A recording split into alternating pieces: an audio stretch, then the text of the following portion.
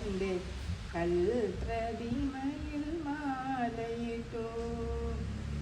ഋതുദേവതയ മുക്തം വച്ചു മുനികന്യകയായി പൂജിച്ചു.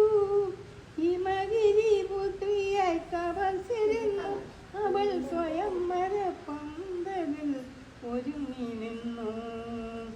ഉജ്ജയിനിയിലെ ഗായിക ഉർവശി എന്നൊരു മാളവിക ശില്പികൾ തീർത്ത കാളിദാസന്റെ കൽപ്രതിമയിൽ മാലയിട്ടു.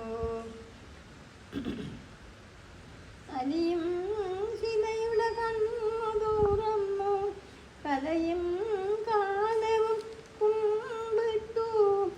അവളുടെ മഞ്ജീര ശിഞ്ചിരത്ത് സൃഷ്ടിസ്ഥിതിലയ താളങ്ങൾ ഒതുങ്ങി നിന്നു. ഉജ്ജയിനിയിലെ ഗായിക ഉർവശി എന്നൊരു മാളവിക ശില്പികൾ തീർത്ത കാളിദാസന്റെ കൽപ്രതിമയിൽ മാലയിട്ടു. യുഗകൽപ്പനയുടെ കല്ലിനു പോലും യുവഗായികയുടെ ദാഹങ്ങൾ ഒരു പുനർജന്മത്തെ ചിറകിലേറി അവൾ സ്വയം മറന്നങ്ങനെ പറന്നുയർന്നു.